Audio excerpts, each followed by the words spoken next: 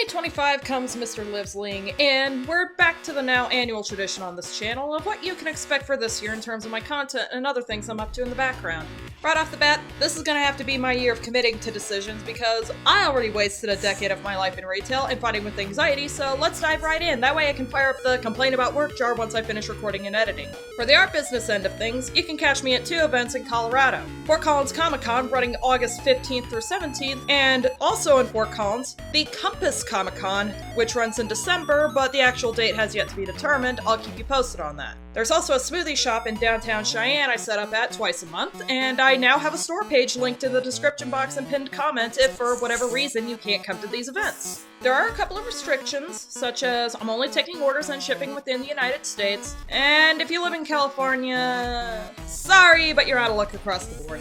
I put up a poll a while ago to scope what you guys would like me to add to the catalog, and shirts and hoodies absolutely swept it, so I'm considering setting up a Teespring or something similar for that. Keychains and stickers are going to continue being in the lineup, but there's a bit of a snag I won't dwell on too long because it dips into politics, and I don't do politics on this channel. So Vograce has pulled through for me every time on producing collectibles. They make high-quality trinkets with a lot of fun designs and styles, and it's easy to see why artists love using the service for their artist alley stuff. The problem is that the company and manufacturing unit are located in China, and the proposed tariffs are likely going to throw a wrench in planning new merch because I don't want to have to increase my prices just to keep up with production costs. While I'd love for Vograce to consider setting up a manufacturing unit here in the States, there's going to be a hold on trinkets while I wait for other artists to share some experiences and take notes and formulate a game plan from there, especially because there really isn't a manufacturer that can match Vograce's aesthetic here. Your Stuff Made is probably the closest to Vograce's market and has operations in the US, but it also has units in Australia, China, and the Philippines, so they're not entirely safe from tariffs. And then there's Sticker Mule, which is based entirely in the US, but is so stuffy and limited on options for styles for their stickers and keychains that it's really only good for getting swag made for your company grand opening.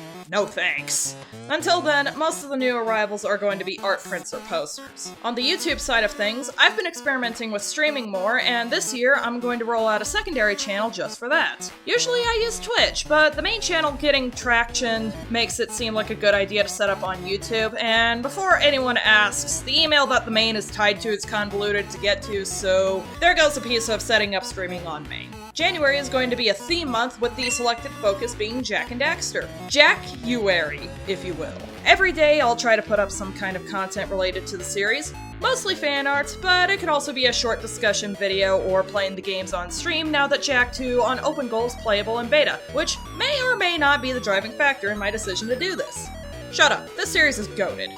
As much as I'd like to get out one video a month, there's really only a few that I have locked in with set dates or themes. For everyone who came here from my Nostalgia Critic Doesn't Understand content, I may have dropped the Sonic 2 response due to time restraints, but I think a full Doug Doesn't Understand video on his repeated failure to understand this franchise will more than make up for it, especially with a slated release date on June 23rd. As I am still a filthy homestuck, I have some unconventional plans for 413, which I promise will make sense when you watch it. 612 and 1025 might still have something, so stay posted. Then there's Hell of a Boss, which I am not going to lie to you guys, the last 2 episodes we got burnt me hard enough that I'm going to have to call it quits. I'll still refer back to it if I want, and I'm still doing the bigger discussion videos. The Season 2 overview I'm gonna have to retool into an awards show theme just to keep things fresh and interesting. But this show has gone so far off the rails that I can't stay invested anymore, as all the stuff that had my interest is gone or is just going to get shoved to the side because it's not the worst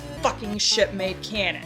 And you know, it pains me, because this show has so much potential, but with how much it's praised compared to how shitty the writing is, the fact that this is the face of indie animation sets a very worrying precedent. Hazbin Hotel, on the other hand, is still fair game as a regular customer, and I hope the crew learned from Season 1 to improve Season 2. It's got heart and potential, but it still has a number of issues that hold it back from being the second coming. There's also the overall theme of this year's content aiming for talking about stuff I like and showcasing some positives or interesting theories because, as fun as it is and as many views ripping into bad Nostalgia Man content brings in, it can get tiring and work has already drained my life force. Last year I got the Patreon up and running, and part of the wish list was getting some editors on board for when I find myself in a pinch, and I have mixed feelings going forward with it.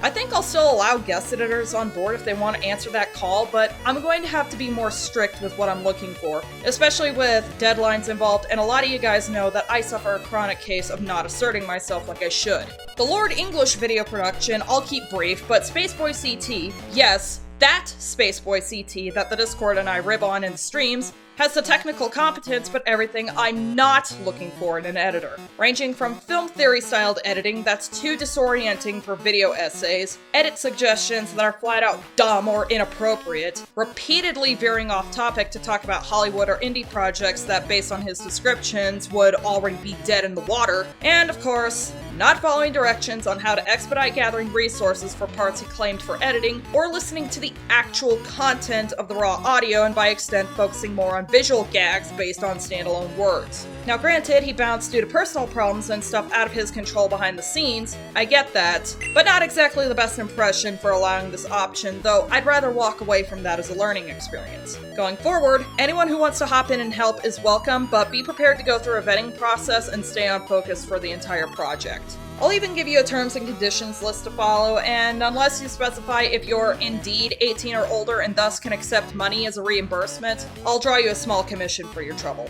And anything behind the scenes has been going without saying for years, so I'll keep that brief. Get out of Walmart, do all the geology stuff, move out. The only change has been actually starting therapy, which seems to be helping, and no, it's not for anger issues or daddy issues, you dorks who take issue with me taking issue with bad reviewers like Doug. I'm just at a point where I'm getting a little too old for people's bullshit, and there's still a lot of climbing to get out of the current pit. That's really everything for the coming year. See you all for Jack and Daxter January. Make sure to do all the algorithm-friendly stuff, you know, like, share, subscribe, comment. If you want to support what I do, my Patreon and Ko-Fi are in the description and pinned comment. Check out the MagmaPaint production store, and you can join the Discord if you want to hang out, as well as follow me on social media that I really need to post more on. Okie dokie.